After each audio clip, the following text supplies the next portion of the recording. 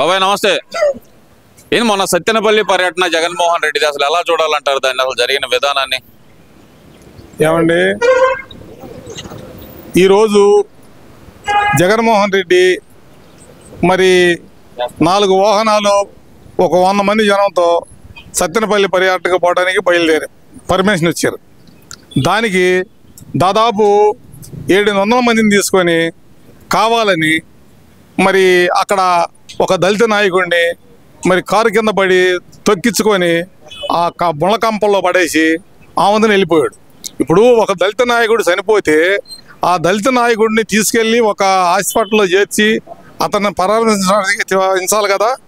అలాంటిది ఏమీ లేకుండా ఆమెనే వెళ్ళిపోయారు ఆ దళిత నాయకుడు. మరి అతనికి దాదాపు మేము దళితులు మొత్తం వాళ్ళ ఇంటికి వెళ్ళాం. వాళ్ళ ఇంటికి వెళ్ళి వాళ్ళందరినీ పలకరించిన తర్వాత ₹1 కోటి ప్రకటించాలని చెప్పి మేము దళిత నాయకులు మేమంతా మాట్లాడాం. 10 లక్షలు ఇచ్చామంటున్నారు. 10 లక్షలు ఇస్తే ఎట్లా సరిపోద్దండి? బట్ రాంబాబు చెబుతున్నాడుగా మా కార్యకర్త ఏమైంది, మేము 10 లక్షలు ఇచ్చేసాం కదా అంటున్నాడు. కార్యకర్త దళిత నాయకుడు అండి. మేము దళితులకు మరి అంత అన్యాయం జరిగినప్పుడు మరి దళితులకి ఇప్పుడు నువ్వు 10 లక్షలు ఇచ్చి అందున చేయి దుడుచుకుంటే సరిపోతుందండి? దాదాపు ₹1 కోటి ప్రకటించాలని మేము ఒక డిమాండ్ చేసి ప్రెస్ మీట్లో ఇచ్చి వచ్చామండి. మరి ఈ జగన్మోహన్ రెడ్డి మరి ఇలాంటి అరాజకాలు ఏంటంటే మంచి ప్రభుత్వం వచ్చింది కాబట్టి ఇలాంటి అరాజకాలు చేసి సృష్టించి మరి ప్రభుత్వం మీద బురద చల్లాలనే ఉద్దేశం మీద ఈ జగన్మోహన్ రెడ్డి చేస్తున్నాడు. ఇవాళ మరి ఈ అమ్మఒడి తల్లికి వందనం కానీ మరి ఇవ్వలేదు.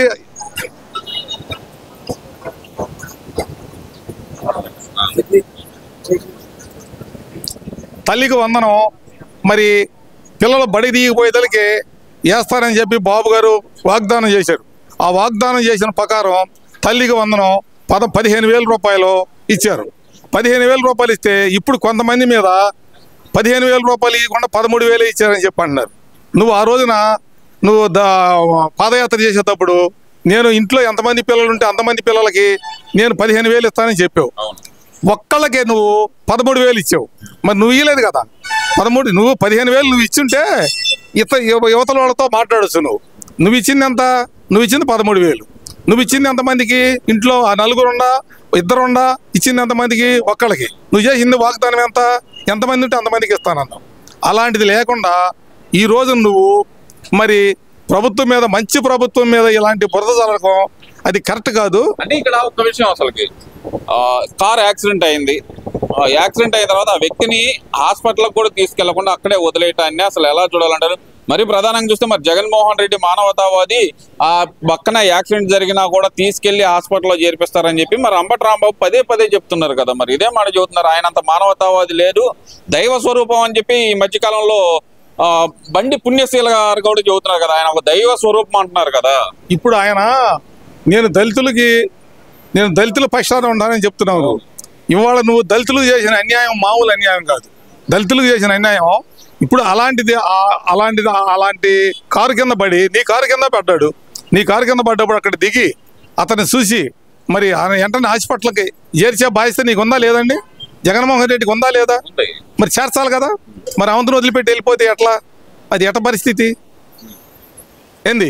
ఈరోజు నువ్వు దళితుల వంతు ఉంటాను, నేను దళితులే నా బిడ్డలని చెప్తున్నావు.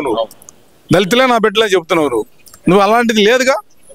అలాంటిది వదిలిపెట్టి వెళ్ళిపోయావు నువ్వు. ఏందట అంటే అసలు అది నా కారు కింద పడలేదు, ఆయన కారు కింద పడలేదు, అది ఏ వీడియో క్రియేట్ చేసిన వీడియో అంటున్నారు కదండి. ఎట్లయితే అక్కడ ఎంతమంది ఉన్నారండి? ఈ కళ్ళు కప్పేటేస్తారు ఎవరు చేయడం. కానీ ఇప్పుడు మనం ఉన్నాము, మన మీటింగ్కి వెళ్ళాము. అక్కడ మీటింగ్కి వెళ్ళిన వాళ్ళు చాలా మంది ఉన్నారు. కారు కింద పడి చనిపోయారని అందరూ చెప్తున్నారు. ఇప్పుడు వాళ్ళే చెప్తున్నారు కారు కింద పడ్డాడని చెప్పి వాళ్ళే చెప్తున్నారు. మరి దాన్ని ఎట్లా బురద జలాలైతే ఎట చల్లుతారు మీరు? అలాంటిది కాదు కదా. కరెక్ట్గా ఆ కారు కింద పడ్డది కనపడుతుంది. ఆ వీడియో చూపించారు, డ్రోన్ కెమెరాతో తీసి ఆ వీడియో చూపెట్టారు కాబట్టి అది అర్థమైపోతుంది. ఎవరు చూసే వాళ్ళకి మొత్తానికి అర్థమైపోతుంది. సరే, ఇవన్నీ తీసి కాసేపు పెడితే కనుక కాసేపు దళిత నాయకుడు అవన్నీ కాసేపు పక్కన పెడితే కనుక ఒక మానవతావాది అంటున్న జగన్మోహన్ రెడ్డిని మీరు మానవతావాదిగా ఒప్పుకుంటారా? మరి అసలు మానవతావాది కాదండి ఆయన. అంతే మా దృష్టిలో మాత్రం మానవతావాది కాదు ఆయన. అది దళితులకి అన్యాయం చేసే ముఖ్యమంత్రి మాజీ ముఖ్యమంత్రి జగన్మోహన్ రెడ్డి. ఓకే, ఇప్పుడు మరి జగన్మోహన్ రెడ్డి చెప్తుందంటే recalling Chandrababu's manifesto. Chandrababu manifesto ప్రతి ఇంటికి వెళ్ళి గుర్తు చేద్దాం, వాళ్ళు ఎంత నష్టపోయారో చూద్దాం అంటూ గడప గడపకి 5 వారాల పాటు మనం తిరుగుదాం, ప్రతి గ్రామంలో రచ్చబండ పెడదామంటూ మరి వైసీపీ నాయకులు వస్తున్నారు. మరి వాళ్ళని ఎలా రిసీవ్ చేసుకుంటారంటారు? మేము వాళ్ళు ఇచ్చింది ఏందో మేము ఇచ్చింది ఏందో ఇప్పుడు అర్థమైంది. బాబు గారు ఇచ్చింది అర్థమైపోయింది, వాళ్ళు ఇచ్చింది అర్థమైపోయింది. రేపు మేము కూడా ఇంటింటికి గడప గడపకి మేము కూడా రేపు 2వ తారీఖు నుంచి మేము కూడా బయలుదేరుతున్నాము. మేము ఏ వాగ్దానాలు అయితే ఇచ్చాడో బాబు గారు ఆ వాగ్దానాలన్నీ మేము ప్రతి ఇంటికి వెళ్ళి చెప్తాము. ప్రతి ఇంటికి వెళ్ళి చెప్పడానికి మేము కూడా రేపు 2వ తారీఖు నుంచి బయలుదేరుతున్నాం. అంటే వాళ్ళు వస్తున్నారు కదా, మరి వాళ్ళని ప్రజలు ఎలా రిసీవ్ చేసుకునే అవకాశం ఉందంటారు? ప్రజలు వాళ్ళు ఏం చేసుకుంటారు, ఏమి ఇచ్చారని చేసుకుంటారండి వాళ్ళు. ఇప్పుడు బాబు గారు ఇలా చేసిన వాగ్దానాలు మొత్తం నెరవేరుస్తున్నాడు, ఒక్కొక్కటి నెరవేర్చుకుంటూ వస్తున్నాడు. నువ్వు అలా మరి పెన్షన్ 3,000 చెప్పన్నావు, 3,000 పెన్షన్ ఎన్నాళ్ళకి ఇచ్చావు నువ్వు? 5 సంవత్సరాలకి 3,000 పెన్షన్ ఇచ్చావు. ఇవాళ బాబు గారు వాగ్దానం చేశాడు 4,000 నేను ఇస్తానన్నాడు, 4,000 ఎమ్మంటనే ఇచ్చేసాడు. 1వ తారీఖే ఇచ్చేస్తున్నాడు. నువ్వు 5వ తారీఖు దాకా 6వ తారీఖు దాకా నువ్వు ఇవ్వాల పెన్షన్లో. ఇవాళ 1వ తారీఖు సెలవు వస్తే ఆదివారం ముందు సెలవు వస్తుందని ముందే ఒక రోజు ముందే ఇస్తున్నాడు. 31వ తారీఖు ఒక రోజు ముందే ఇస్తున్నాడు. దానికి ఇలా మంచి ప్రభుత్వం మీద బురద చల్లాలనే ఉద్దేశం మీద జగన్మోహన్ రెడ్డి బయలుదేరాడు. ఇవాళ ప్రతి గడప గడపకు అంటున్నాడు కాబట్టి ప్రతి జనం అతన్ని పారదోలుతారు గడప గడపకు వచ్చేవాళ్ళు. ఇవాళ ఎమ్మెల్యేలు కూడా వాళ్ళ మాజీ ఎమ్మెల్యేలు ఎవరు కూడా గడప గడపకు పడని అతను చెప్తున్నాడు, కానీ గడప గడపకు పడని ప్రతి ఒక్కళ్ళు దడుతున్నారు. ఎందుకంటారు? మనం చేసిన పనులు ఏమండి, మనం చేసిన అరాచకం మనం పోయి ఏం చెప్పుకుందామనే ఉద్దేశం మీద ఉండారండి. అదేం లేదు. అసలు మమ్మల్ని ఇప్పటికి ప్రజలందరూ ముఖ్యమంత్రిగా చంద్రబాబును మర్చిపోయి జగన్మోహన్ రెడ్డినే ముఖ్యమంత్రిగా భావిస్తున్నారు. అందుకని అక్కడికి వెళ్ళిన సీఎం అంటూ ఆయన సీఎం గా పొగుడుతున్నారు అంటున్నారు కదా. మరి జగన్మోహన్ రెడ్డిని పొగొట్టడానికి నీకు 11 సీట్లు ఇచ్చి కూర్చోబెట్టింది పొగొట్టడానికనా? పొగిడే ప్రసక్తి లేదండి. ఇక జగన్మోహన్ రెడ్డి పార్టీ అయిపోయింది అంటారు. లేదు అసలుకి ఒక 2 సంవత్సరాలు కళ్ళు మూసుకోండి, మళ్ళీ మనం తిరిగి అధికారంలోకి వస్తాం, ఈసారి రప్ప అంటే ఏందో చూపిస్తాను అంటున్నాడు కదా. 170 వస్తాయని చెప్పాడు కదండి, చెప్పాడుగా. 170కి ఎన్ని వచ్చినాయండి? 11 వచ్చినాయి. రేపు కూడా అంతే. ఇక అంతే, మార్పు అసలు ఏమీ ఉండదు. అది ఎందువల్ల అంటారు? ఇప్పుడు బాబు గారు చేసే పనుల్లో బాబు గారికి ఏంటంటే అరాజకాలు చేయటం అని బాబు గారి దృష్టిలో లేదు.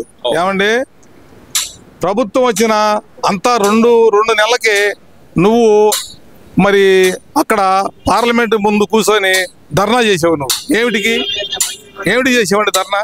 ఏమి అరాజకాలు ఏం జరిగినాయండి? 2 నెలలకి 3 నెలలకి ఏం అరాజకాలు జరిగినాయి? నువ్వు పోయి ఢిల్లీలో పోయి కూర్చొని ధర్నాలు చేసావండి. అట్నే జగన్మోహన్ రెడ్డి, అన్ని అబద్ధాలు జగన్మోహన్ రెడ్డి కాబట్టి అన్ని అబద్ధాలే.